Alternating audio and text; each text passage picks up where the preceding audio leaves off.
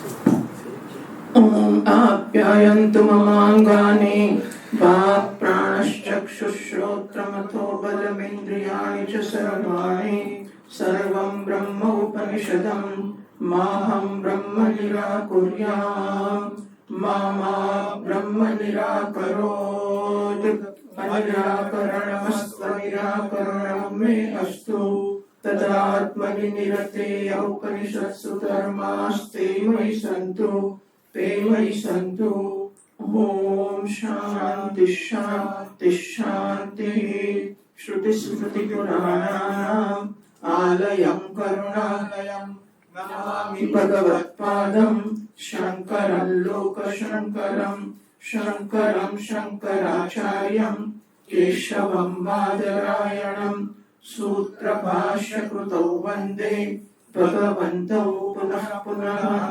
ईश्वरो गुरुरात्मेति मूर्तिभेदविभागिने व्योमवद्व्याप्तदेहाय दक्षिणामूर्तये नमः। ओम इत्येतदक्षरमुद्गीतमुपासीत ओम इति युत्कायते तस्योपव्याख्यानम्।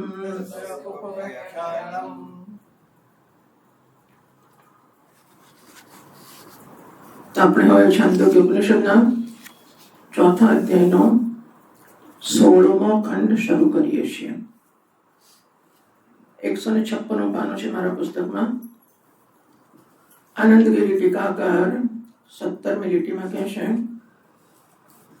પૂર્વોત્તર ગ્રંથયોઃ અસંગતિમ આશંક્ય પ્રાસંગિકીમ સંગતિમ આહ. તો આગળ જે ગ્રંથ ગયો અને હવે જે ગ્રંથ આવી રહ્યો છે એમની વચ્ચે કોઈ સંગતિ દેખાતી નથી. આવી શંકા કોઈ કરે તો એના જવાબમાં પ્રાસંગિકી સંગતિ બંને વચ્ચે છે એવું ભાષ્યકાર મહારાજ બતાવે છે. ભાષ્ય વાંચીએ. રહસ્ય પ્રકરણે પ્રસંગાત. રહસ્યનો અર્થ ટીકામાં કરે છે આનંદગીરી. રહસ્યમ ઉપાસનમ. ઉપાસનાના પ્રકરણમાં આ આગળ ઉપાસનાનું પ્રકરણ ગયું છે, આ પણ ઉપાસનાનું પ્રકરણ છે. તત્પ્રકરણ એટલે ઉપાસના પ્રકરણે, ઉપાસનાના પ્રકરણમાં વિદુષામ એટલે ઉપાસકો માટે ફલ પ્રાપ્ત, ઉપાસકોને ફળની પ્રાપ્તિ થાય એ માટે માર્ગ ઉપદેશ પ્રસંગેન, ઉપાસકોને ફળની પ્રાપ્તિ થાય એને માટે માર્ગનો ઉપદેશ છેલ્લે કરવામાં આવ્યો. એનો પ્રસંગ ચાલુ છે. ત્યારે યજ્ઞસ્ય સમાપ્તિ ગમનાય અનંતર ગ્રંથેન માર્ગ ઉપદેશાત. તો યજ્ઞની સમાપ્તિ કરવા વખતે અને પછીના ગ્રંથમાં માર્ગનો ઉપદેશ જ કરવામાં આવવાનો છે. માટે આગળ જે ગયું તે અને હવે જે આવે છે તે બંનેમાં સંગતિ છે. આગળ પણ ઉપાસનાની વાત હતી, એ પણ ઉપાસનાની વાત છે. ત્યાં ઉપાસના કર્યા પછી ઉપાસકોને જે ફળ મળશે એ ફળ મળ્યા જે ગતિ થશે એ ગતિનું વર્ણન આગળ હતું. અહીં પણ ઉપાસકોને ફળ મળે એ માટે ગતિનું વર્ણન કરવામાં આવશે. એ રીતે બંનેમાં સંગતિ છે. ઇતિ અર્થઃ. કિંચ પૂર્વોત્તર ગ્રંથયોઃ આરણ્યકત્વેન સમાનત્વાદપી સંગતિ અસ્તિ. ત્યાં પણ આગળનો ગ્રંથ ગયો એ પણ આરણ્યકનો ભાગ હતો. આ જે ગ્રંથ છે પણ આરણ્યકનો ભાગ છે. આ પ્રકારે પણ બંને વચ્ચે સંગતિ છે એ ભાષ્યકાર કહે છે. આરણ્યકત્વ સામાન્ય છે અને વળે બંને આરણ્યકનો ભાગ છે પણ સામાન્ય એટલે સમાન છે, બંનેમાં સરખું છે. આગળ હતું એ પણ ઉપાસનાનું પ્રકરણ હતું, આ છે પણ ઉપાસનાનું પ્રકરણ છે. આગળ હતું ત્યાં ઉપાસકને ફળ મળે માટે ગતિનું વર્ણન કરવામાં આવ્યું હતું. અહીં પણ એ પ્રકારે કરવામાં આવશે. આગળ હતો આરણ્યકનો ભાગ હતો, આ છે પણ આરણ્યકનો ભાગ છે. આમ બંનેમાં સમાનતા છે. માટે એના પછી આ કેમ આવ્યો એવી એક ડિસિપ્લિન, શિસ્ત હોય કે આપણે બોલતા હોઈએ તો પેલા પછી આ કેમ બોલ્યા, લખતા હોઈએ તો પેલા પછી આ કેમ લખ્યું, જે કંઈ કરતા હોઈએ તો આગળ જે કર્યું અને પાછળ જે કરીએ છીએ એ બેની વચ્ચે સંબંધ હોવો જોઈએ. સાંભળનારો હોય, વાંચનારો હોય તો એને કંઈક સમજ પડે છે કે આના પછી આ એકાએક આમ બદલાઈ ક્યાંથી ગયું. કે રામજીની કથા ચાલતી હતી, રામ જન્મ્યા અને પછી 4 ભાઈઓનો જન્મ થયો, ઉજવાયો, બધું સરસ થયું.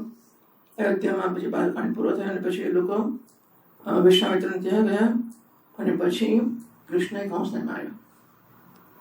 તો રામજીની આટલી કથા પછી એકાએક કૃષ્ણ ક્યાંથી આવી ગયો, કંસ ક્યાંથી આવી ગયો. તો આપણે લખતા હોઈએ કે વાંચતા હોઈએ કે બોલતા હોઈએ તો એક શિસ્ત હોય કે હું કયા પછી કયું લખું છું, કયા પછી કયું બોલું છું. દરેક વસ્તુને માટેની જવાબદારી હોય કે હું આ કેમ લખું છું. લખનારને તો ખબર હોવી જોઈએ કમસે કમ. એવી કંઈ શિસ્તની જરૂર જોવામાં નથી આવતી. હવે તો પોસ્ટકાર્ડ નથી લખાતા. લોકો પોસ્ટકાર્ડ મળે પેન્સિલ મળે લખવાનું શરૂ કરી દે. શું જોઈએ હવે જે થાય તે. એટલે કેટલા બધા લોકોને એવી કંઈ જરૂર ના હોય. બોલવામાં વાંધો ના હોય અને લખવામાં વાંધો ના હોય. આપણે તો ઊભા રહીએ ભાઈ, એકવાર મગજમાં બેસાય કે શું કરવાનું છે, કેમ લખવાનું છે, શું લખવાનું છે, કોને લખવાનું છે, એવું હોય ને બધું. બધા સરખું જ લખાય ના લખાય. એટલે પછી આપણે એનું પ્લાનિંગ હોવું જોઈએ કે એક શિસ્ત હોવી જોઈએ. એને સંગતિ કહેવાય કે આગળ જે કહ્યું કે વાંચ્યું કે લખ્યું એના પછી પાછળ આ કેમ આવ્યું તો એની એક સંગતિ હોય. અહીં આ સંગતિ બતાવવામાં આવી. આગળ છે ટીકાકર કિંચ અગ્નિ વિષય વિદ્યા પ્રકૃતા, અને વળી અગ્નિ વિષયની વિદ્યા અહીં પ્રકૃત છે. આગળ પણ અગ્નિની વિદ્યા કઈ છે. યજ્ઞ ચ સિદ્ધે અગ્નિ સંબંધે યદિ કિમપી ક્ષતમ ઉત્પદ્યતે. યજ્ઞ થઈ ગયા પછી યજ્ઞમાં અગ્નિના વિષયમાં જો કશીક ક્ષતિ રહી ગઈ હોય, કશુંક ચૂકી ગયા, કશુંક ભૂલી ગયા, કંઈક રહી ગયું, એવું કંઈક થાય તો તથા પ્રાયશ્ચિત્તાર્થાઃ વ્યાહૃતયઃ વિધાતવ્યાઃ.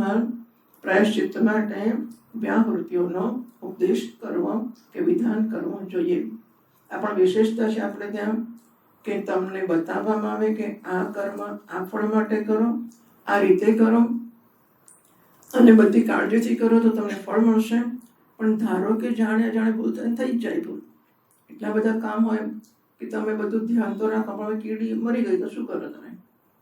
તમે લાકડું હોમો છો, લાકડા પર જીવડું બેઠેલું ને રહેતું રહ્યું અંદર. એટલે ઘણી બધી વસ્તુઓમાં બધી કાળજી રાખ્યા પછી આવું નાનું મોટું થઈ જાય, અથવા કાળજી રાખવામાં પણ કદાચ કંઈક ચૂક થઈ જાય તો પ્રાયશ્ચિત્તની વ્યવસ્થા પણ આપણે ત્યાં છે. એટલે એક સેન્સિટિવિટી, સંવેદનશીલતા છે કે મારાથી ભૂલ ના થવી જોઈએ અથવા કંઈક ખોટું ના થઈ જવું જોઈએ, અને છતાં થઈ ગયું હોય ભગવાન તો એને માટે હું પ્રાયશ્ચિત્ત કર્મ પણ કરી લઉં છું. એટલે અહીં યજ્ઞમાં કંઈક રહી ગયું હોય કે ક્ષતિ થઈ ગઈ હોય તો પ્રાયશ્ચિત્ત માટે વ્યાવૃત્તિનો વિધાન કરવું જોઈએ. ઇતિ અનંતર ગ્રંથ પ્રવૃત્તિ ઇતિ સંગત્યંતરમ આહ. સંગત્યંતર એટલે બીજી સંગતિ, ગ્રામાંતર એટલે બીજું ગામ, દેશાંતર એટલે બીજો દેશ, ભાષાંતર એટલે બીજી ભાષા. એમ સંગત્યંતર એટલે બીજી સંગતિ. યજ્ઞ તો ભાષ્ય લાગે છે. યજ્ઞે ક્ષતે ઉત્પન્ને વ્યાહૃતયઃ પ્રાયશ્ચિત્તાર્થાઃ વિધાતવ્યાઃ. યજ્ઞમાં કોઈ ક્ષતિ રહી ગઈ હોય, ક્ષતિ ઉત્પન્ન થઈ હોય તો પ્રાયશ્ચિત્તાર્થાઃ વ્યાહૃતયઃ વિધાતવ્યાઃ. પ્રાયશ્ચિત્તને માટે વ્યાહૃતિઓનો ઉપદેશ કરવો, વિધાન કરવું જોઈએ. ગીતામાં ભગવાન કહે છે ઓમ તત્સત નિર્દેશ બ્રહ્મણ ત્રિવિધ સ્મૃત. તો ઓમ તત્સત બધું કર્યા પછી ઓમ તત્સત બોલો, એનાથી જે કર્મ કર્યું એમાં કંઈક રહી ગયું હોય તો એને પ્રાયશ્ચિત્ત થઈ જતું હોય છે. આપણે સ્તોત્રોમાં યદક્ષરમ પદભ્રષ્ટમ માત્રાહીનમ ચેત ભવેત તત્સર્વમ ક્ષમ્યતામ દેવ કે દેવી પ્રસિદ્ધ પરમેશ્વર કે પરમેશ્વરી. તો ભાઈ આ બધું કર્યું છે પણ છતાં કંઈક રહી ગયું હોય, આ કોઈ લાયસન્સ નથી ભૂલ કરવાનો કે બોલો ને છેલ્લે પેલો શ્લોક બોલી લઈશું, જે ભાવે તો જતું ચાલશે. તો આ બહુ સંવેદનશીલ માણસ હોય. તો જો વૈદિક પ્રવૃત્તિઓ એ જપ હોય કે પાઠ હોય કે યજ્ઞ હોય ક્રિયા હોય જે હોય તે હોય, પણ એ બધામાં પ્રિસિશન અને પરફેક્શન, ચોકસાઈ અને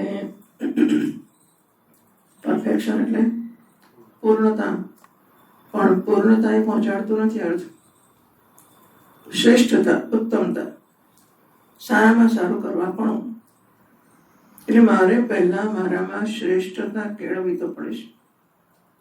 આ વ્યક્તિ આવું સાત્વિકને આવું થતું, રાજસને થતું હશે કદાચ, ખબર નહીં, પણ એટલે મનમાં એવો એક ધોરણ હોય આપણે માટે કે હું જે કરું એ સારું જ કરું.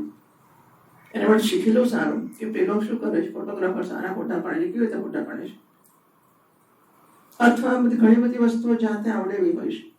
કોઈ ના શીખવે તો તમને સમજ પડવી જોઈએ, નહીં પડે તો શું. ટૂંકમાં કેળવવાનો પ્રયત્ન શ્રેષ્ઠ હોવો જ જોઈએ. તો હું જે કરું એ સારામાં સારું કરું. 5-15 દાડો ઓબ્ઝર્વ કરું. ધારો કે સૂઝ ના પડતી, ઘણા લોકોને ઘણી વસ્તુની સૂઝ પડી જાય કે આમ થાય, ના કરે પહેલી વાર કરે તોય પડી જાય, આપણને નથી પડતી. કોઈ કહે કે મારી બહુ ઈચ્છા છે હું કરું, પણ માતા તમે આવો સમજ નથી પડતી હું શું કરું. તો જોવાનું 15 દાડા કે પેલો માણસ શું કરે છે, પાછા માતાજી શું કરે છે, સામે જાવે તો આપણે શું કરીએ છીએ. આ બધું જોવાનું અને પછી બરાબર સમજી લેવાનું કે હા આમ કરવાનું, પેલું કરવાનું, પેલું કરવાનું. પછી આપણે શીખીને કરવાનું અને સારામાં સારી રીતે કરવાનું. આ કરીને મૂક્યો આ છે ને બધું હોય ને, એટલે અહીં હાજર હોવું જોઈએ એક વસ્તુ છે. એને મૂક્યું કહેવાય, ગોઠવ્યું ના કહેવાય. મૂકવું અને ગોઠવવું બે વસ્તુ જુદી છે, ખરું કે એક જ છે. આમ આટલા બધા ઘડા ગાળે અહીંયા આગળ એ આવ્યા બધું આમ જ હોય, આમ બધું.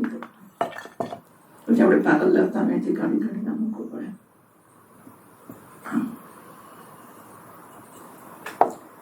પછી હોય તો એટલું દૂર હોય કે લેવાનું પહોંચાય નહીં. અહીં બધું એમ હોય આપણે ગોઠવવું પડે. તો એ પણ પછી આ બધું હોય ને, આ જે બધી આ બધી લાઈન એ મૂકી દીધી હોય, એ મૂકવાની આ કબાટમાં મૂકવાની વ્યવસ્થા હોય. કબાટમાં આમ ના મૂકી દેવાય, પણ ટેબલ પર તો મુકાય કે નહીં, ટેબલ પર ના જ મૂકી દેવાય. શું કરવાનું હોય, શું કરવાનું હોય, ટેબલ પર ગોઠવવાનું હોય. there is a discipline. હું જે કરું એમાં ડિસિપ્લિન હોય. આ ફૂલ અહીં આમ મૂકવાનું કે આમ મૂકવાનું. સાંજે ટેબલ પર ફૂલ મૂકવું હોય તો આ દાંડી એમની બાજુ રહેવું મૂકવાનું કે દાંડી આપણી બાજુ રહેવું મૂકવાનું, કેવું મૂકવાનું? હા, સાંજે બાજુ દાંડી રહેવું. શું કરવાનું? સાંજે બાજુ દાંડી ના રહે, આમણે મૂકવાનું. કેમ મૂકવાનું? ફૂલ આપણી બાજુ રહે. સાંજે ફૂલ દેખાવું છે ને, દાંડી દેખાય ત્યાં ચાલતો હશે, એમ પકડવું શું કરવું પડે? આમ કરવું પડે. શાના માટે ફૂલ મૂકીએ છીએ? ડેમોન્સ્ટ્રેશન માટે. આ ફૂલનો લાલ રંગ છે એમ બતાવવું હોય. પછી આપણે આમ મૂકીએ તો શું થાય? એમને આમ કરીને કરવું પડે. આમ હોય તો શું થાય? આમ આમ હોય તો શું થાય? આમ તરફ પકડી લેવાય. બરાબર ને? તો દરેક વસ્તુની વ્યવસ્થા હોય. પેન કઈ બાજુ મૂકવાની, ઘડિયાળ કઈ બાજુ મૂકવાની, પછી શું હોય પેલું રૂમાલ કઈ બાજુ મૂકવાનો, પાણીનો ગ્લાસ કઈ બાજુ મૂકવાનો, આ બધા લઈને ઢગલો કરી દીધો, લઈ લેજો જે જોઈએ તે. there is a discipline.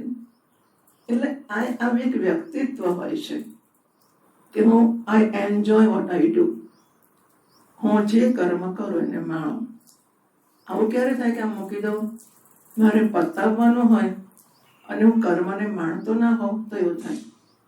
પણ હું કર્મને માણતો મારા ભગવાનને હું ફૂલ ચડાવું તો જોઉં ને કે એને કેવું લાગશે. આમ આમ આમ નાખ્યું, ભગવાન ઢંકાઈ જાય, ઢંકાઈ જાય. તો આપણે ચિંતા કરવી પડે કે ભગવાન ઢંકાઈ જાય છે, એવું ના રખાય. ધીમે ધીમે ઉતારી દેવા પડે ફૂલ. ક્યારે થાય? પૂજા કરતા હોઈએ તો ફૂલ મૂકી દઈએ તો એવું ના થાય. પૂજા કરતા હોઈએ એટલે યદ્યત કર્મ કરોમિ તત્તદ અખિલમ શંભો તવ તવ તવ નથી આવડતું? આરાધનમ. હું જે કર્મ કરું નારાયણ એ તારી પૂજા થાવ. એટલે આ વસ્તુ આ કર્મયોગનો ભાગ છે અને આ વસ્તુ ડેવલપ કરવી ફરજિયાત છે.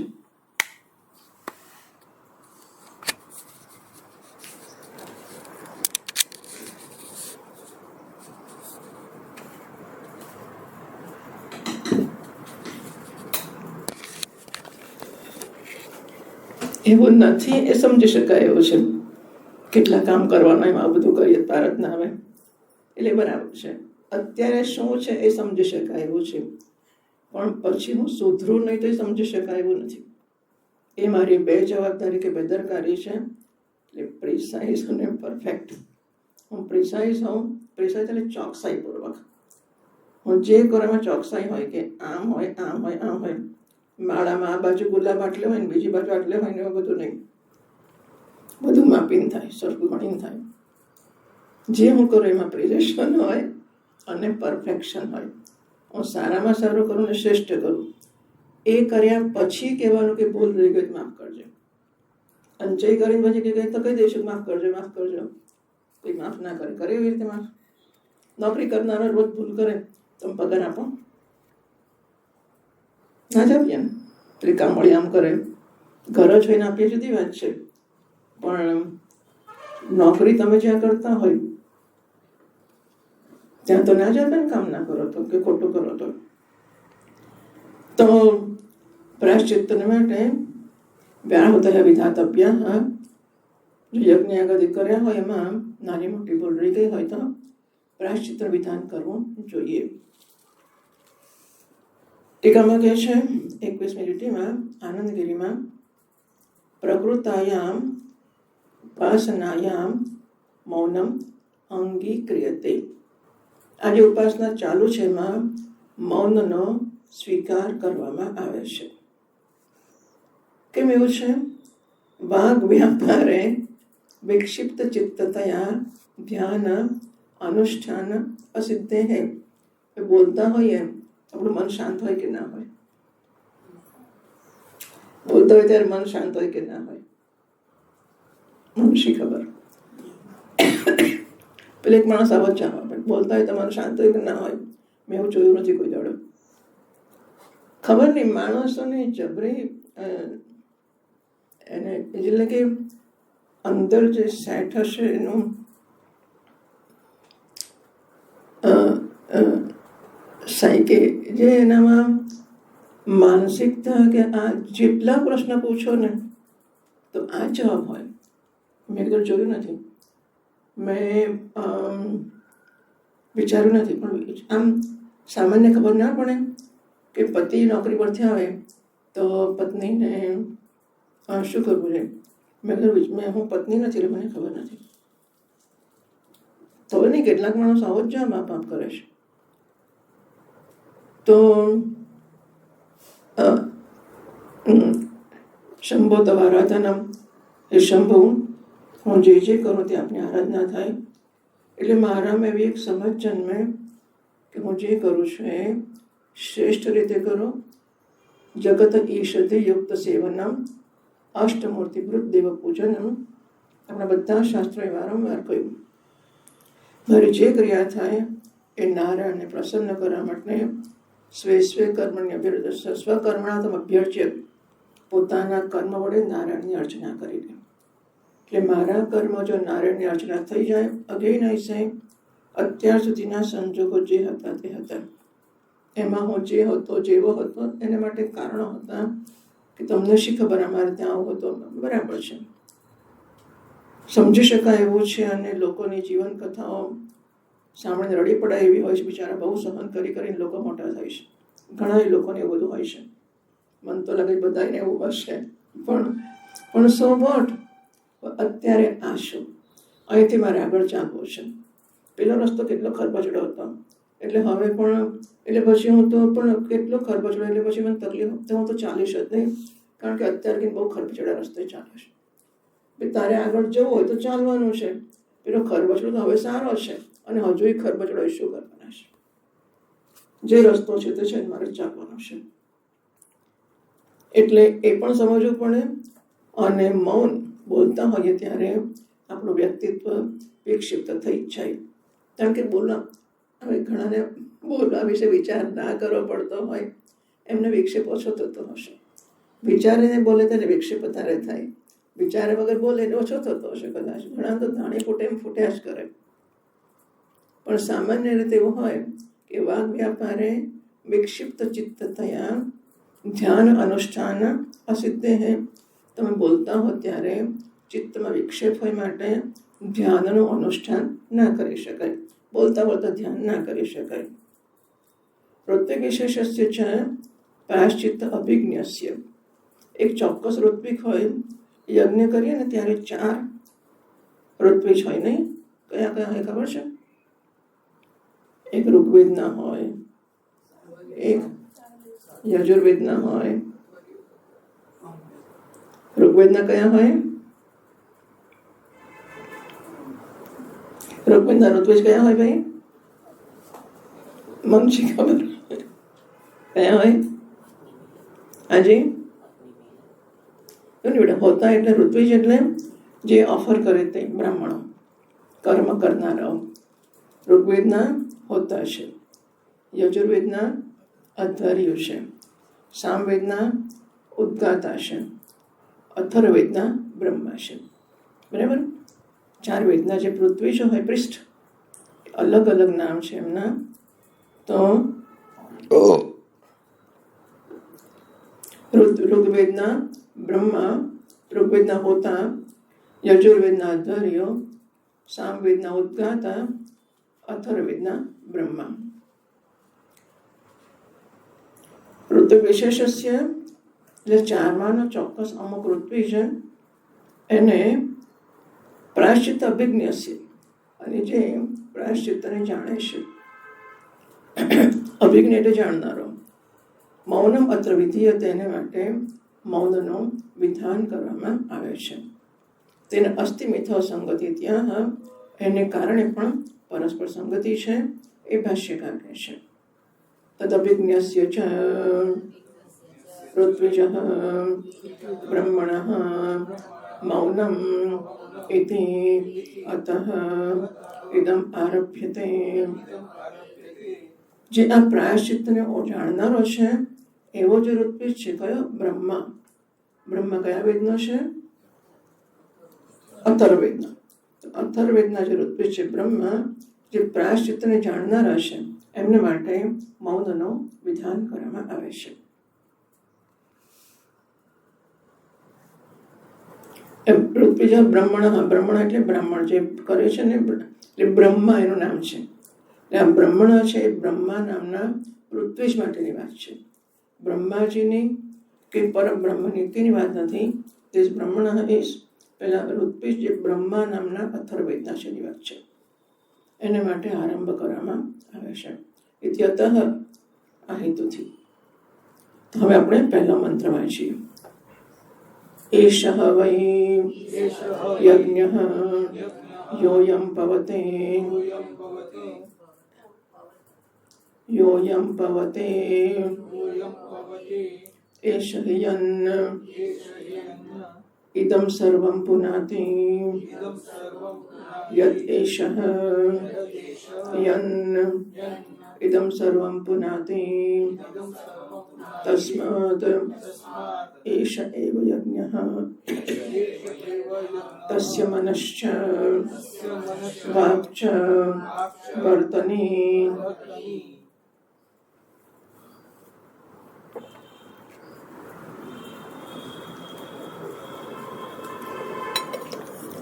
એષ હવે યજ્ઞ, આ છે તે યજ્ઞ છે. કયો યજ્ઞ છે? યોયમ પવતે, આ જે વાય છે ને એ યજ્ઞ છે. કોણ વાય છે? વાયુ. આ જે વાયુવાય છે એ યજ્ઞ છે. કેમ? એશહી યન.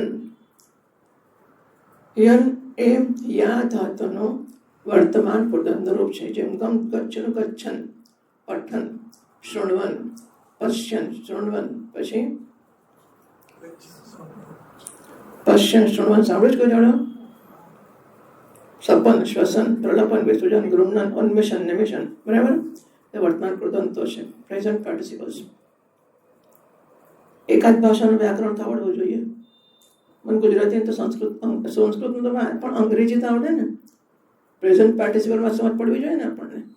પ્રેઝન્ટ પાર્ટિસિપલ કોને કહેવાય, વર્તમાન કૃદંત કોને કહેવાય, ગચ્છન કોને કહેવાય. ગચ્છન બાલઃ પઠતી, જતો છોકરો વાંચે છે. ખાદન હસતી, ખાતો ખાતો હસે છે. એ જ વર્તમાન કૃદંત. તો યન એટલે જતો, વાતો. પવન જ્યારે વાય છે ત્યારે યદ એષઃ યન, એષઃ યન, આ વાયુ છે તે યન જતો જતો જાય છે ત્યારે ઇદમ સર્વમ પુનાતિ, જ્યાં જ્યાંથી જાય છે ત્યાં ત્યાં પવિત્ર કરતો જાય છે. વાયુ યજ્ઞ છે. કેમ? વાયુ જ્યાં જ્યાંથી પસાર થતો જાય છે ત્યાં ત્યાં સર્વને પવિત્ર કરતો જાય છે. પવન પવતામસ્મી, ભગવાને ગીતામાં કહ્યું કે પાવન કરનારાઓમાં હું પવન છું. પવન પવિત્ર કરે છે, હું પવન છું. યદ એષ યન ઇદમ સર્વમ પુનાતિ, આ જતો જતો વાયુ જે બધાને પવિત્ર કરે છે. તસ્માદ એષ એવ યજ્ઞ, માટે વાયુ છે એષ યજ્ઞ છે, બધાને પવિત્ર કરે છે. તસ્ય મનશ્ચ વાક્ ચ વર્તની, અને આ વાયુના મન અને વાણી બે માર્ગ છે. સમજાવશે.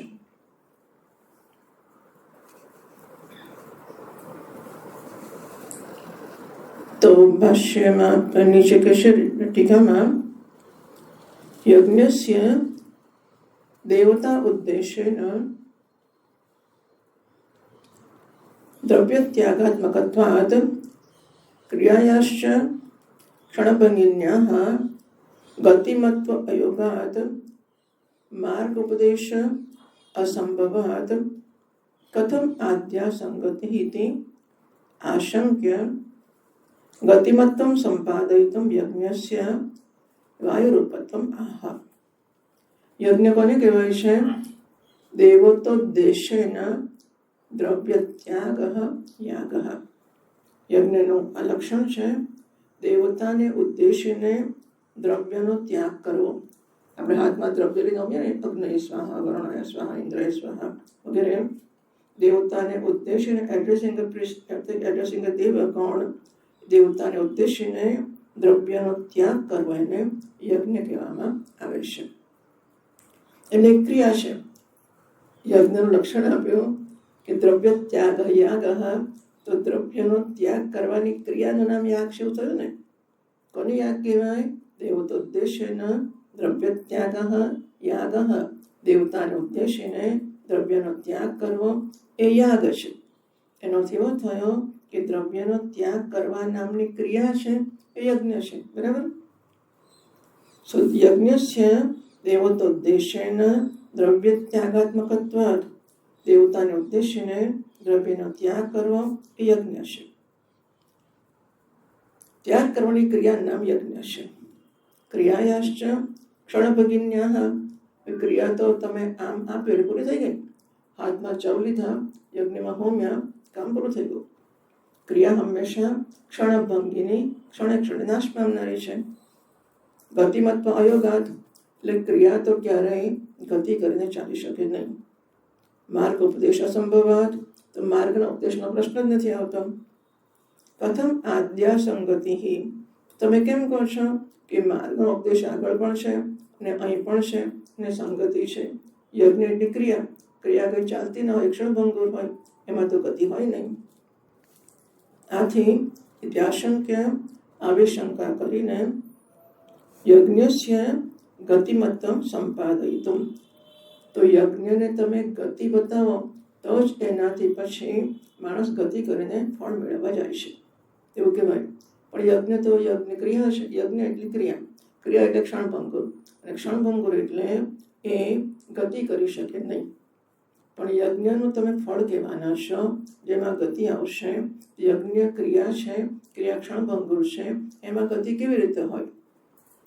તો યજ્ઞને ગતિ કરતો બતાવવા માટે એને વાયુ કહેવામાં આવે છે. યજ્ઞ વાયુ છે, વાયુ ગતિ કરે છે, માટે યજ્ઞ ગતિ કરે છે. બરાબર? યજ્ઞને વાયુ બતાવવામાં આવી રહ્યો છે. ગતિમત્તમ સંપાદયિતુમ યજ્ઞસ્ય, યજ્ઞ ગતિ ધરાવે છે એવું બતાવવાને માટે યજ્ઞસ્ય વાયુરૂપત્વમ આહ, યજ્ઞ વાયુ છે એ કહે છે.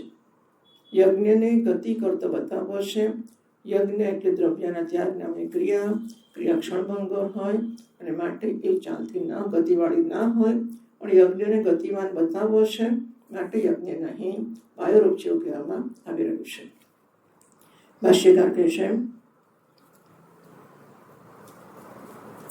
એષ વૈ એષ વાયુઃ યોऽયં ભવતે અયં યજ્ઞઃ. આ જે છે ને, આ જે વહે છે તે વાયુ, એષ વૈ, આ જે વહે છે તે વાયુ એ યજ્ઞ છે. હવૈ ઇતિ પ્રસિદ્ધાર્થ અવદ્યોતકૌ નિપાતૌ. પ્રસિદ્ધ અર્થને પ્રગટ કરનારા આ બંને હ અને વૈ, નિપાત એટલે કે અવ્યય છે, ઇનડિક્લાઇનેબલ્સ. હ અને વૈ અવ્યયો છે જે પ્રસિદ્ધિ બતાવે છે. ટીકામાં કહે છે, યજ્ઞ વાયવાત્મક હતી શ્રૌતિ પ્રસિદ્ધિ. શ્રુતિમાં કહેવામાં આવે છે કોઈક જગ્યાએ યજ્ઞ વાયુરૂપ હોય છે. તામ્ય પ્રકટાયતી, એ પ્રસિદ્ધિ અહીં ભાષ્યકાર મહારાજ બતાવે છે. વાયુ પ્રતિષ્ઠો હિ યજ્ઞ પ્રસિદ્ધ શ્રુતિષુ. શ્રુતિઓમાં પ્રસિદ્ધ છે યજ્ઞની પ્રતિષ્ઠા વાયુમાં છે. શ્રુતિમાં એવું વાક્ય આપે છે, કહ્યું છે. શ્રુતિ ઉદાહરતી, કઈ શ્રુતિઓમાં કહ્યું છે એનું ઉદાહરણ ભાષ્યકાર મહારાજ આપે છે. સ્વાહા વાતે દાહા, આ શ્રુતિનું વાક્ય છે. સ્વાહા વાતે દાહા એ વાક્ય બતાવે છે કે યજ્ઞ વાયુમાં પ્રતિષ્ઠિત છે. ટીકાકાર સમજાવે છે, સ્વાહાકારમ ઉચ્ચાર્ય, તો સ્વાહા વાતે દાહા એને સમજાવે છે. સ્વાહા એટલે શું? સ્વાહાકારમ ઉચ્ચાર્ય, સ્વાહા કહીએ ને આપણે આહુતિ આપીને, તો સ્વાહાકારનું ઉચ્ચારણ કર્યા પછી વાતે, વાતે ધા એવો શબ્દ છે. તો વાતે એટલે સપ્તમી થઈ, રામે એટલે વાતે એટલે વાયુ, વાયુમાં. પછી ધા એટલે ધીયતે ક્ષિપ્યતે ઇતિ વાતે ધાહા, વાયુમાં મૂકવામાં આવે છે. કે ક્ષિપ એટલે ફેંકવું, આમ તો પણ ક્ષિપ એટલે મૂકવું, ચાલો યજ્ઞમાં આપવું, અર્પણ કરવું. તો વાયુમાં અર્પણ કરવામાં આવે છે ને વાતે ધા કહેવામાં આવે છે. વાતે સપ્તમીનો અર્થ વાયુ કર્યો અને ધાનો અર્થ ધીયતે ક્ષિપ્યતે વાતે ધાહ યજ્ઞ. સ્વાહાકારનો ઉચ્ચાર કરીને પછી વાયુમાં જેને અર્પણ કરવામાં આવે છે એમના વાતે ધાહ એવો યજ્ઞ છે. શ્રુત્યંતરમાં બીજી શ્રુતિનું ઉદાહરણ ભાષ્યકાર મહારાજ આપે છે. અયમ વૈ યજ્ઞ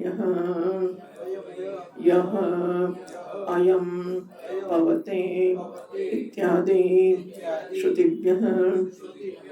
આ યજ્ઞ છે જે અહીં વાય છે, પવન પવતે વાય છે. ઇત્યાદિ શ્રુતિભ્યઃ, આ શ્રુતિ પણ બતાવે છે કે યજ્ઞ વાયુ છે. પછી ઇતિ પછી પાછું આદિ કહ્યું છે ભાષ્યકાર મહારાજે. ટીકાકાર કહે છે, આદિ શબ્દેના વાતાદ યજ્ઞ પ્રયુજ્યતામ ઇતિ શ્રુતિ ગૃહ્યતે. ત્રીજી શ્રુતિ ટીકાકાર આપે છે કે વાતાદ યજ્ઞ પ્રયુજ્યતામ, આ શ્રુતિ પણ કહે છે કે યજ્ઞ વાયુ છે. આદર્શિત શ્રુતિનામ અર્થમ સંગૃહ્ણાતિ, આ શ્રુતિઓ જે બતાવી એનો અર્થનો હવે સંગ્રહ કરતા ભાષ્યકાર લેશે. વાતઃ એવ હિ ચલનાત્મકત્વાત ક્રિયા સમવાયી. કારણ કે વાયુ છે ને એ જ ચલનાત્મક છે. વાયુ હંમેશા ચાલ્યા કરે છે. એક જગ્યાએ અહીંથી ત્યાં, ત્યાંથી ત્યાં સતત ઉઠે ત્યારથી એવું ના કહેવાય, કારણ કે ઊંઘતો નથી વાયુ.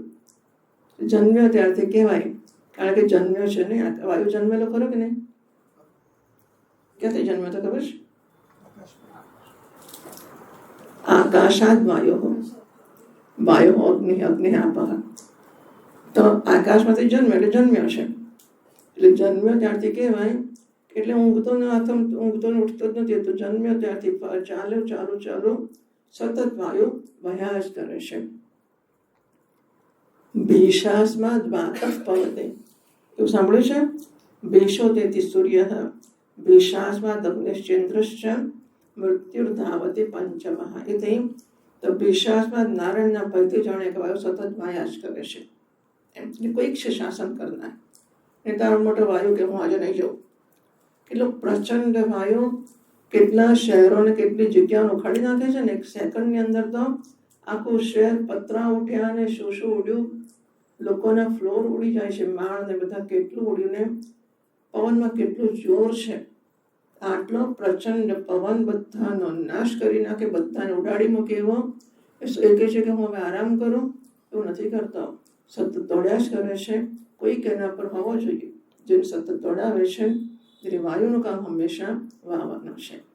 એટલે વાયુ વાતૈ વહી ચલનાત્મકત્વાદ.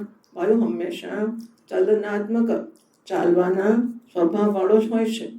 માટે ક્રિયા સમવાયી, ક્રિયાનો સમવાયી છે. આ સમવાય સંબંધ ન્યાયિકોનો છે. માટી અને ઘડામાં સમવાય સંબંધ છે. એમ ક્રિયા અને પવનમાં સમવાય સંબંધ છે. એટલે ઘડો ને માટી જોડે હોય છે, એમ ક્રિયા અને વાયુનો સમવાય છે. વાયુથી સ્વતંત્ર કોઈ ક્રિયા થઈ શકે નહીં. ક્રિયા હંમેશા વાયુથી જ થાય, વાયુ વગરની ક્રિયા થાય નહીં. ક્રિયા સમવાયનો અર્થ એવો થાય. ટીકામાં કહે છે યહ યજ્ઞ ક્રિયા સમવાહી તત સમુદાયાત્મક સહ વાયુ એવ. જે યજ્ઞ છે ક્રિયા સમવાયી, ક્રિયા વગરનો યજ્ઞ ના હોય. યજ્ઞમાં હંમેશા તમારે દ્રવ્યનું દાન દેવતાને માટે કરવાનો હોય. તો ક્રિયા સાથે જોડાયેલો એવો યજ્ઞ જે હોય છે એ સમુદાયાત્મક છે. એ વાયુ જ ખરેખર છે. દ્વયોઃ ચલનાત્મકત્વ અવિશેષાત. યજ્ઞ એટલે ક્રિયા હંમેશા થતી જ હોય છે. ક્રિયા નામની વસ્તુ પડેલી ના હોય ને. ક્રિયા એટલે સતત કશું ચાલતું હોય. તો ક્રિયા પણ ચાલતી છે. યજ્ઞ એટલે ક્રિયા એટલે ચલનાત્મક, અને વાયુ એટલે પણ ચલનાત્મક. બરાબર? આમ બંને વસ્તુ દ્વયોઃ ચલનાત્મકત્વ અવિશેષાત. બંનેમાં ચાલતા હોવાપણાનો સ્વભાવ બંનેમાં સરખો છે. તસ્માત વાયુ પ્રતિષ્ઠ તદાત્મક યજ્ઞ ઇત્યર્થઃ. માટે યજ્ઞ છે હંમેશા એ વાયુમાં પ્રતિષ્ઠિત છે, વાયુ સ્વરૂપ છે. યજ્ઞ વાયુ સ્વરૂપ છે, હમણે નક્કી કરીને બતાવ્યું. યજ્ઞ એટલે ક્રિયા, અને વાયુ એટલે પણ સતત ચાલવાની ક્રિયા. બંને ક્રિયાત્મક છે, માટે બંને સરખા છે. વાયુ પ્રતિષ્ઠ યજ્ઞ ઇત્યત્ર શ્રુત્યંતરમ આહ. યજ્ઞ વાયુમાં પ્રતિષ્ઠિત છે બતાવવા માટે હવે બીજી શ્રુતિનું ઉદાહરણ ભાષ્યકાર મહારાજ આપે છે.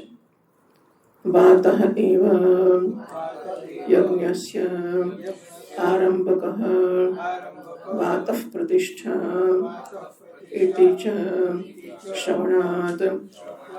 વાયુ છે એ જ યજ્ઞનો આરંભ કરનારો છે. વાયુ છે જ યજ્ઞની પ્રતિષ્ઠા છે, સ્થિતિ છે, એનું સમાપન છે. વાયુ યજ્ઞનો આરંભ છે, વાયુ યજ્ઞની સ્થિતિ છે, વાયુ યજ્ઞનો સમાપન પણ છે. આવું પણ શ્રુતિમાં કહેવામાં આવ્યું છે. ટીકામાં હવે 157 પાના પર 22 મિનિટમાં કહે છે પવનત્વ શ્રુતિ આપી. પવનત્વ એટલે ચાલનાપણું. બરાબર ને? પવન એટલે ચાલે છે. પવનત્વ શ્રુતિ એટલે ચલનાત્મકત્વ છે વાયુમાં, યજ્ઞમાં. એવું પણ શ્રુતિમાં કહ્યું છે. માટે પણ વાયુ યજ્ઞયો એકત્વમ આહ. વાયુ અને યજ્ઞ બંને એક જ છે. કેમ? કારણ કે યજ્ઞ પણ ચાલે છે, વાયુ પણ ચાલે છે. એ બતાવવા માટે બીજી શ્રુતિ ભાષ્યકાર મહારાજ કહે છે. 157 પાના પર ભાષ્યમાં હું 5 મિનિટ વાંચું છું. એષઃ યન ગચ્છન ચલન ઇદં સર્વં જગત પુનાતિ પાવયતિ શોધયતિ. આ જે યજ્ઞ છે તે આ પવન છે, તે પવન છે તે યન વર્તમાન કૃદંત. યન એટલે ગચ્છન, ગચ્છન એટલે ચલન, બધા વર્તમાન કૃદંતો છે. ગમ ગચ્છ ધાતુ વાપરો કે ચલ, ચલ એટલે પણ ચાલવું, ગમ ગચ્છ એટલે પણ ચાલવું, યા ટુ ગો, યા એટલે પણ ચાલવું, બધા એક જ શબ્દો છે કે પર્યાય શબ્દો છે. તો જતો કે ચાલતો એવો જે આ છે વાયુ તે ઇદમ સર્વં જગત પુનાતિ પાવયતિ શોધયતિ. વાતો વાતો વાયુ આખા જગતને શુદ્ધ કરે છે, પવિત્ર કરે છે. શોધયતિ એને સાફ કરે છે. તો ટીકામાં કહે છે વિના પીવાયમ શુદ્ધિ સિદ્ધ્યતિ. એમાં કઈ વાયુની જરૂર નથી, વાયુ વગર શુદ્ધિ તો થાય. એટલે આ શંકા કરીને ભાષ્યકાર કહે છે નહીં અચલત શુદ્ધિ અસ્તિ. ભાઈ સાવરણી પડી રહે તો સાફ થાય. શું કરવું પડે? સાવરણીએ ચાલવું પડે, સાવરણીએ ચાલવું પડે. પડી રહે તો ના થાય. એમ પવન પડી રહે તો ના થાય, પવને ચાલવું પડે. ક્રિયા થાય, સફાઈની ક્રિયા કરવામાં આવે તો સફાઈ થાય. જેમનો તેમ બધું પડી જાય એટલે ક્યારેક સફાઈ થાય. ચલ અચલત એટલે પંચમી, અચલથી, અચલ વસ્તુથી કે અચલથી શુદ્ધિ થતી નથી, ચાલવાથી શુદ્ધિ થાય છે. આપણે ચાલીને સાફ કરી નાખીએ ને ઘણી વાર, બહુ ધૂળો પગે ચોંટાડી લેતા જઈએ, બહારની ધૂળ ઘરમાં જતી રહે, બહાર સાફ થઈ જાય. બરાબર? ચાલવાથી સફાઈ થાય, બેસી રહેવાથી ના થાય. આને રૂમાલ અહીંથી લઈને અહીંયા મૂકીએ તો અહીં સફાઈ થાય, પછી કાલે અહીં મૂકી લઈ સફાઈ થાય. પણ જો અહીં પડી રહે તો શું થાય? અંદર નીચે કચરો જામી જાય. બરાબર? વસ્તુઓ પડી રહે તો કચરો થઈ જાય. વસ્તુઓને ખસેડતા જઈએ તો ધીમે ધીમે કચરો સાફ થતો જાય. હા, માઇક લઈ લો.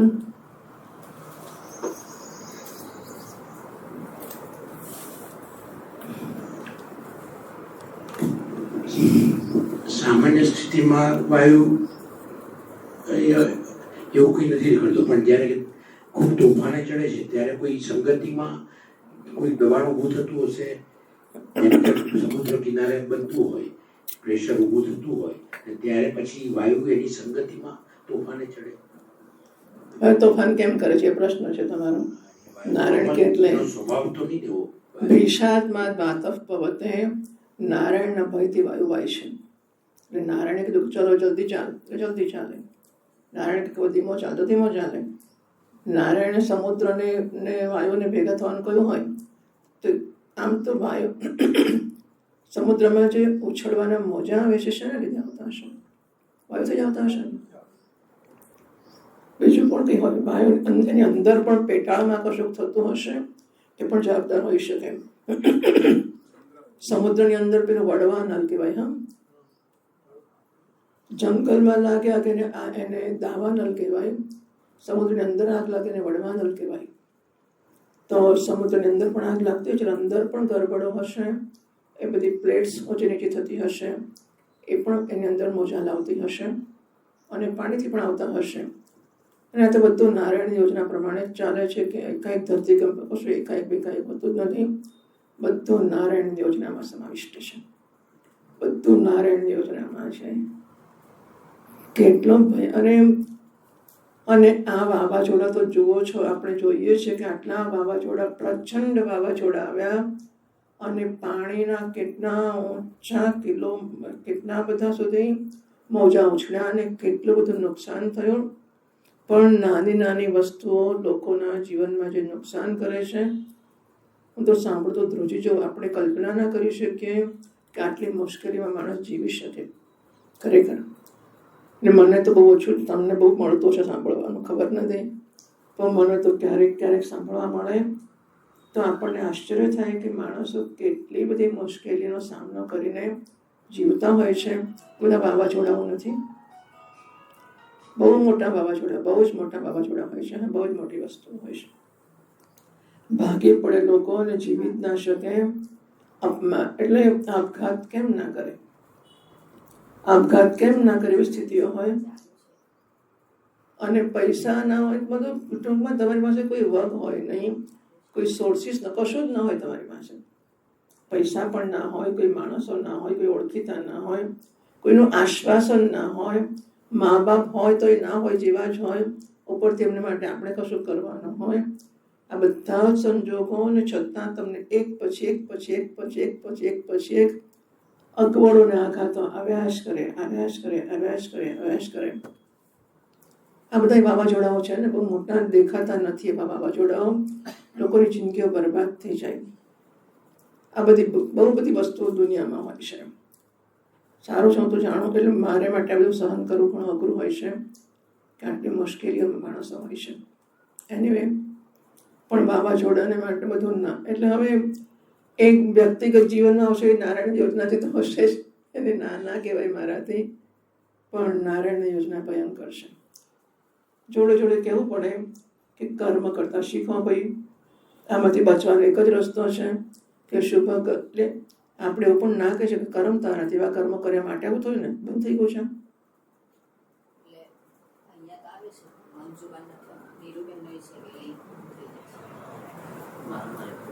બંધ થઈ જાય છે.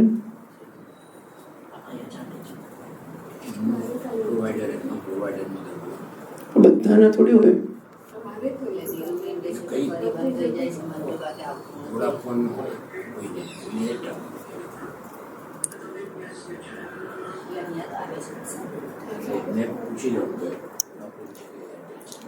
કઈ નહીં આવે.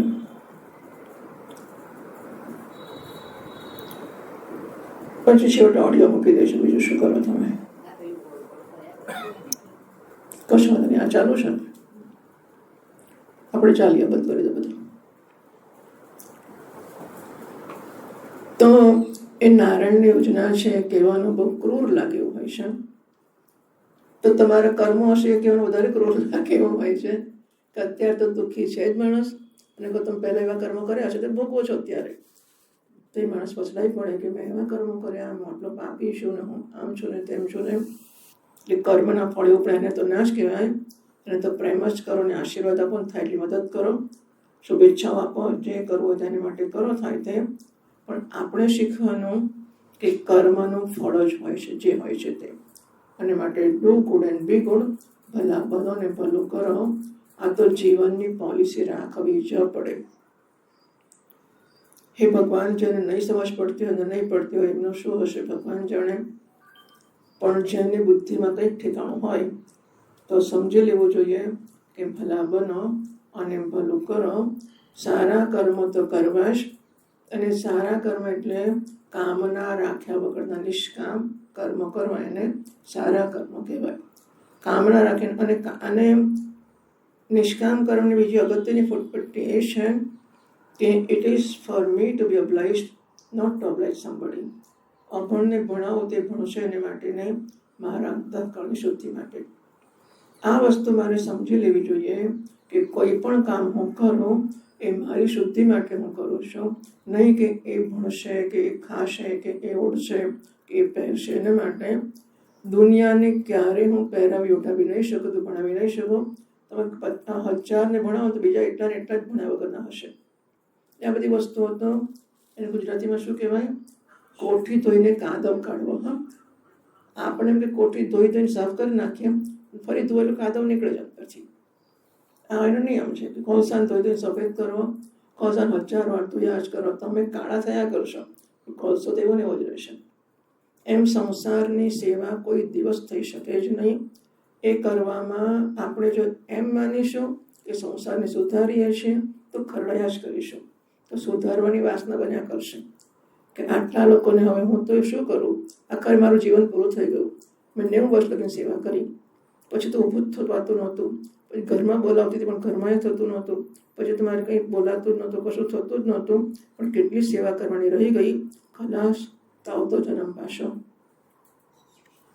જન્મી લાગી જઈશું સેવામાં, બરાબર. એટલે આ બધી વાસનાઓથી તો બચી જવું જોઈએ. આ બધી વસ્તુઓને કેમ આગ્રહ કરું છું? કારણ કે મને સમજાય છે કે આટલી વસ્તુ આપણે માટે કેટલું નુકસાન કરી બેસે છે. તો એમાંથી કેમ સમજીને છૂટી ના જઈએ કે ભાઈ તારે તું સામે લાઈન મૂકીશ તો સેવા કરીશ, હું શોધવા નહીં જાઉં. આપણે જે છે માને જે સેટઅપ ભગવાને આપ્યો છે એ સેટઅપમાં what your best I can contribute I will. સેવાનો અર્થ આટલો જ સમજવો પડે કે જે સંજોગોમાં જ્યાં હું છું મારાથી થશે શ્રેષ્ઠ પ્રદાન હું કરીશ. મારા જીવનમાં માગવા કરતાં કે હક કરવા કરતાં પ્રદાન વધારે હશે, અને બને તો પ્રદાન જ હશે, માગવાનું હશે જ નહીં. સેવાનો અર્થ આટલો સમજવો પડે આપણે. કર્મયોગ્ય સેવા એટલે શું કે મારું જીવન હંમેશા કન્ટ્રીબ્યુટરનું રહેશે, કન્ઝ્યુમરનું નહીં રહે. આટલું. બાકી બહાર ધાબળા વેચવા જવાના એ બધું તો મરી ગયા, એની વાસનાઓ તો આ જિંદગી પણ ખલાસ કરી નાખશે. કારણ કે પછી નહીં જવાય તેનું હરિભાઈ પંચાલનું નામ મેં ઘણી વાર કહ્યું જ છે કે એમણે બહુ જ સેવાઓ કરી અને બહુ જ દુઃખી થયા પાછળથી. એટલે આ વસ્તુઓ આપણું વ્યસન કે આપણી વાસના ના બની જાય જોવાની આપણી જવાબદારી છે. પણ આ બધું નિષ્કામ ભાવથી થશે ને તે વાસના નહીં બંધાવે અને અંદરનો કચરો કાઢી નાખશે. કચરો કયો છે કે હું એટલે આટલું, બરાબર. હું તમારી સેવા કેમ ના કરું? કારણ કે આ હું છું, તો એ હું નથી, એની શું કામ સેવા કરું? તો હું પણ આનો આગ્રહ આમાંથી ખસેડવા માટે આ બધા હું છું. ચલો તને ભૂખ લાગી છે તો મને જ ભૂખ લાગી, તું અત્યારે પેટમાં દુખે તો મને જ દુખે છે, તમને અત્યારે તાવ આવે છે તો મને જ આવે, ચાલ તને હું તાવની દવા આપું, તને પેટનું આમ સિમ્પેથેટિક કમસે કમ. હું ક્યાંથી દવા લાવું? ના હોય તો પ્રેમ કરે ને કહું કે લાવી આપો, ડૉક્ટરને બોલાવી, કશું તો થઈ શકે ને આપણાથી. ના થાય તો મનમાં સિમ્પથી તો હોય. હવે કન્સર્ન ફોર ધ પર્સન આટલું જ થઈ શકે. એટલે શું થાય કે માગવાના કારણે મારામાં અપૂર્ણતાના ખ્યાલને હું દ્રઢ કરું છું કે હું ઇનેડિક્વેટ છું જ, અપૂર્ણ છું જ, માગતો છું જ, ભિખારી છું જ. અને જોયું પેલા લોકો મને અરે બોલતા નથી પણ માગણી કરી કે નહીં? લોકો મારી જોડે બોલતા નથી એમ હું કહું તમે માગણી કરી કહેવાય કે નહીં? કહેવાય. કેવી રીતે? કેવી રીતે માગણી કહેવાય? કેવી રીતે માગણી કહેવાય? કેવી રીતે માગણી કહેવાય? કેવી રીતે માગણી કહેવાય?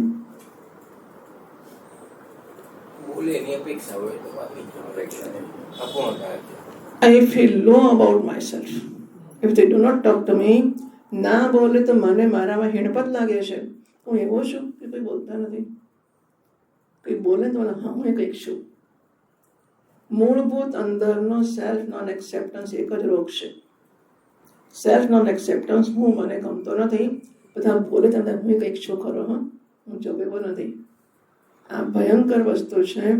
અને તમે ના બોલો, હું સામેથી કહું કેમ છો હરિઓમ, બહુ સરસ, હું તો અહીં મળે તો હરિઓમ કોણ પેણે મત ફરી કોણ પેણે મત, હું મને યાદ જ નથી રહેતું કોણ મળ્યું કોને હરિઓમ કહ્યું.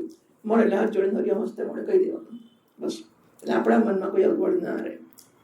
આ વસ્તુ એના પર ઉપકાર કરવા માટે નથી, મારા પર ઉપકાર કરવા માટે છે કે હું પ્રસન્ન રહું.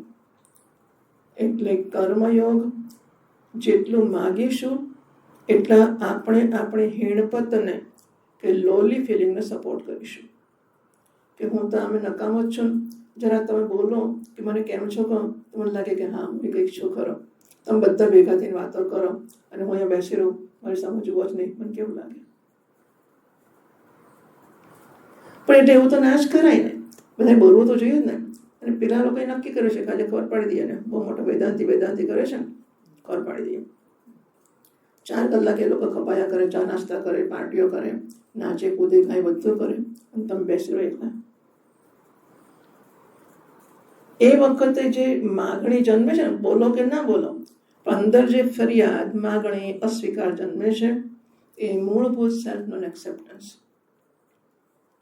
છોકરું જન્મે ત્યારથી એનામ હોય, તમે બધા જો અહીં હોહા કરો પેલું પડી રહે ખૂણામાં, કકડાટ કર્યા જ કરે. સેલ્ફ નોન એક્સેપ્ટન્સ લઈને જ આવે છે.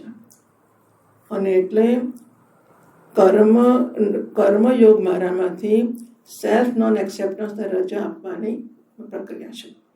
બસ કે હું માગું ને ખુશ થઉં, તમે આપો તો ખુશ થઉં, ના હું તમને આપીને ખુશ થઉં છું. મારા માગણી છે જ નહીં, મારે કશું જોઈતું જ નથી. I can give you, I can contribute. હા, બહુ સુંદર વસ્તુ છે.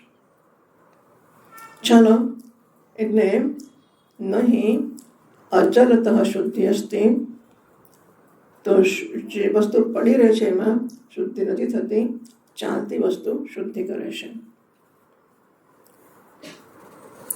નીચે લખે છે અચલતઃ એટલે શું? મેં સાવરણી પડી રહે શુદ્ધિ ના કરે.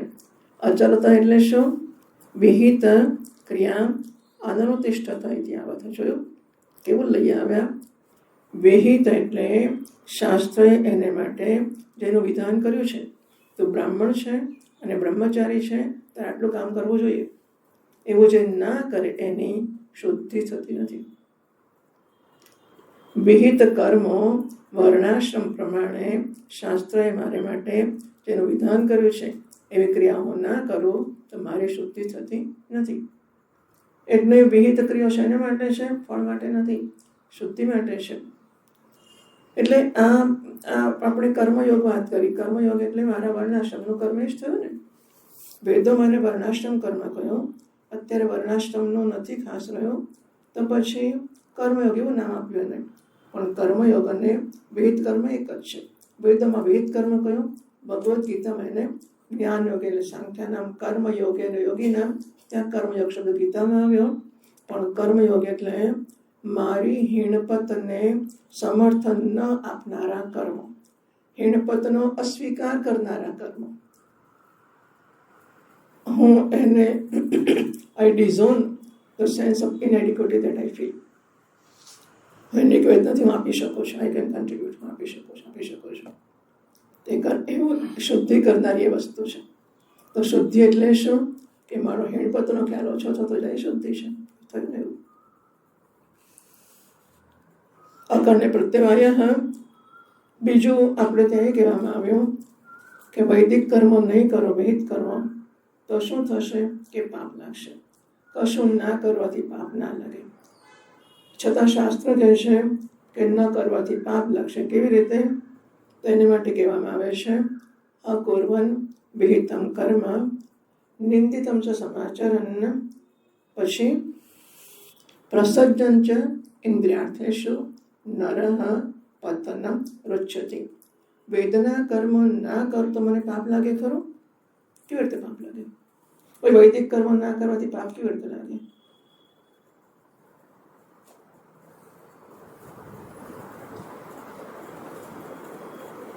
અત્યંત ધ્યાનથી વૈદિક કર્મ ના કરીએ પાપ કેવી રીતે લાગે?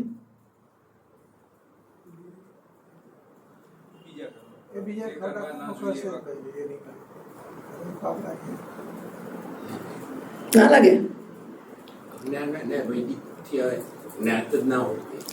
અકર્ણે પ્રત્યવાય. મને ખબર છે કે ટિકિટ લેવાની, બેસી ગયો ગાડીમાં, પાપ ના લાગે? Ignorance is not bliss. ગમે તે કર્મ તમારું કરવાનું ના કરો એટલે પાપ લાગે.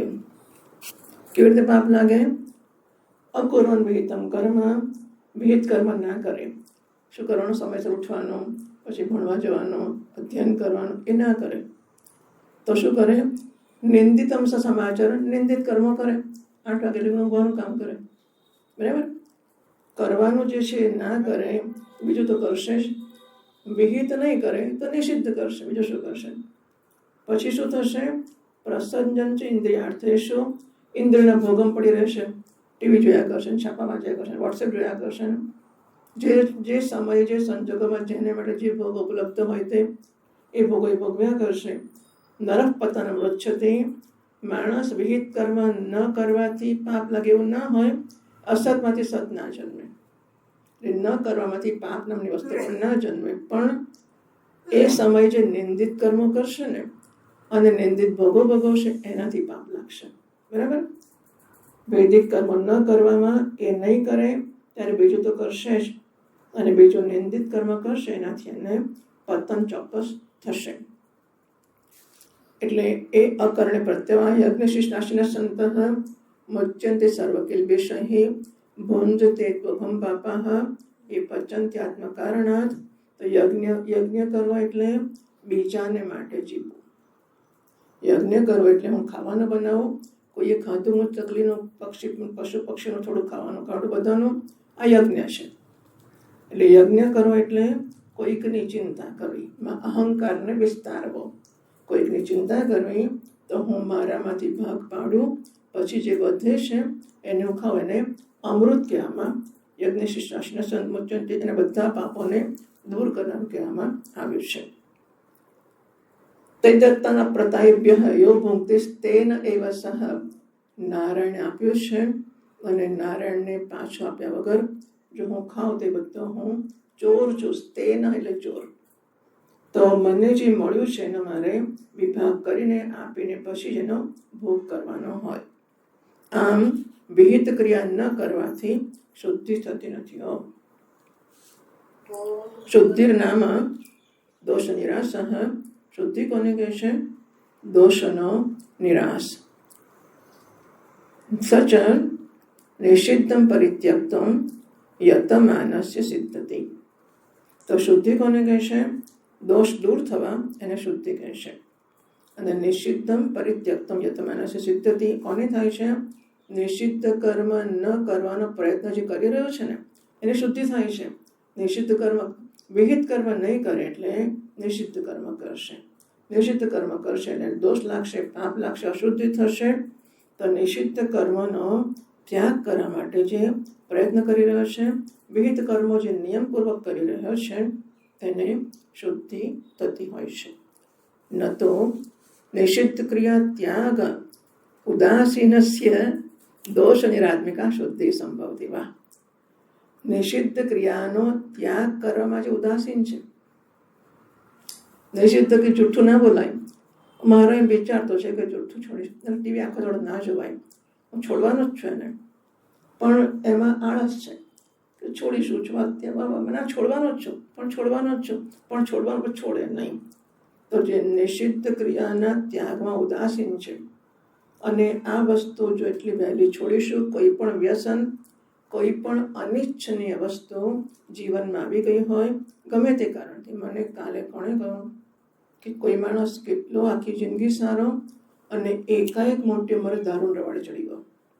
હવે નસીબથી થયો કે સંગતિ કે જે કંઈ હશે તે બધી રીતે સારો, ને અચાનક જ છેલ્લે કંઈ અમુક ઉંમરે, અમે 15 દાડા પહેલાં ગયા બહુ સરસ હતો ને, 15 દાડા પછી ગઈ અત્યંત દારૂડિયો થઈ ગયો હતો. એટલે જો કોઈ પણ વ્યસન, કશું પણ ખોટું સાચું જો સંપર્કમાં આવ્યો હોય એને જેટલું વહેલું કાઢીશ એટલું છૂટાશે. જો આજે એને કાલે છૂટીશ એવું માનીશું તો જિંદગીમાં ક્યારેય છૂટશે નહીં. આ વસ્તુઓને માટે જે મહેનત કરવી પડે તે કરવાની, જે કંઈ કરવું પડે તે એની બાધા રાખવી કે એને માટે ભગવાનની જોડે વચન લેવું કે જે કરવું તે કરવું. એટલે હીરાભાઈ કહેતા હતા એ વખતે કે બીડીઓ પીતા હતા, નર્મદાની પરિક્રમા કરી આવેલા પણ બીડી છૂટી નહોતી. તો એમણે એમને ભીત ઉપર બધે લખી રાખેલું ઘરમાં કે ધૂમ્રપાન સમથિંગ. પણ જે દાડે બીડી પીશે દાડે હું નર્મદામાં અમુક 25 ડૂબકી મારીશ એવું. કે ડૂબકી મારતા આવડતું નહોતું, નાવા જતા હતા પણ ડૂબકી મારતા નહોતું આવડતું. તો એમણે નક્કી કરી રાખેલું જે દાડે બીડી પીશે દાડે હું નર્મદામાં ડૂબકી મારીશ. એટલે ડૂબકી મારતા બીક લાગે, મરી જવાય. તો આવું કંઈક એ દિવસ હું ભૂખ્યો રહીશ, ખાઈશ નહીં, અથવા નોકરી કરીશ નહીં, આખો દાડો શ્રીરામ જયરામ જપ કરીશ. જે હોય તે નાનકડું વ્યસન પણ એક પણ વાર દેખાય તો એમાંથી મુક્ત થવા માટે જે કરવો હોય તે પ્રયત્ન કરી જ લેવો અને મજબૂતાઈથી એનાથી છૂટા થઈ જ જવું. આજે એને કાલ પર રાખીશું તો એક તો કાલ ક્યારે આવશે જ નહીં. મોરો નેવર કમ્સ. આવતીકાલ ક્યારે આવતી જ નથી. અને જેટલું વધારે ચાલશે એટલું વધારે મજબૂત થશે. નીકળવામાં આપણે બહુ લાચાર છે, અત્યંત લાચાર અને બિચારા બાપડા થઈ જઈશું અને વ્યસન આપણને ખાઈ જશે. એટલે કોઈ પણ વ્યસન હું ઉઠું નહીં, સત્સંગ કરું નહીં. જે બધા નાહવાની શી જરૂર છે? રોજ નાહવાનું એવું ના હોય એવું બી મન તો નહીં ગમે નાહવાનું, માર નથી નાહવું. તમને ખબર છે અમારે ત્યાં કેટલી ઠંડી હોય છે? તમારે તો એક દાડો 4 ડિગ્રી થાય, ધ્રુજવા મળે, રોજ 4 ડિગ્રી, -4 ડિગ્રી હોય કે નાહવાનું ભાઈ એ આપણને નહીં ફાવે. એકવાર એક વસ્તુ છોડીશું ને કશું પણ ખોટું કર્યું, બિલીવ મે, હું સાચું કહું છું, એ વસ્તુ આપણને પકડી લેશે અને નાશ કરી નાખશે. એટલે જિંદગીમાં નિયમને વરેલા રહેવાનો અત્યંત ગંભીર પ્રયત્ન કરવો કે વિહિત કર્મ કરવું જ, નિષિદ્ધ કર્મ ના જ કરવું. થોડું નુકસાન થાય તો થવા દેવું, પણ ખોટી વસ્તુઓ ના કરવી. અંદર બેઠા પછી નથી નીકળતો, નાશ કરી નાખે છે. નિષિદ્ધ ક્રિયા ત્યાગ ઉદાસીનસ્ય દોષ નિરાત્મિકા શુદ્ધિ ન સંભવતી. નિષિદ્ધ ક્રિયાનો ત્યાગ કરવામાં જે ઉદાસીન છે તેની શુદ્ધિ એટલે શું? દોષો દૂર થવા તે એ પ્રકારની શુદ્ધિ એની સંભવિત છે જ નહીં. તો દોષનો નિરાશ નહીં, દોષને ત્યાગ નહીં કરે નિષિદ્ધ ક્રિયાનો. નિષિદ્ધ ક્રિયા એટલે ખબર જ નથી તો જાણી લેવું કે નિષિદ્ધ કોને કહેવાય, અને પછી એનો ત્યાગ કરવો. અને શુદ્ધિ થતી નથી. ચલનમ ચવાયો, ચાલો એ કાલે કરીશું.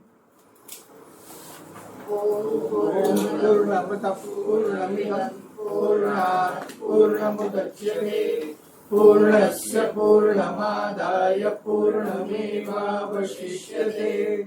ॐ शान्ति शान्ति शान्तिः.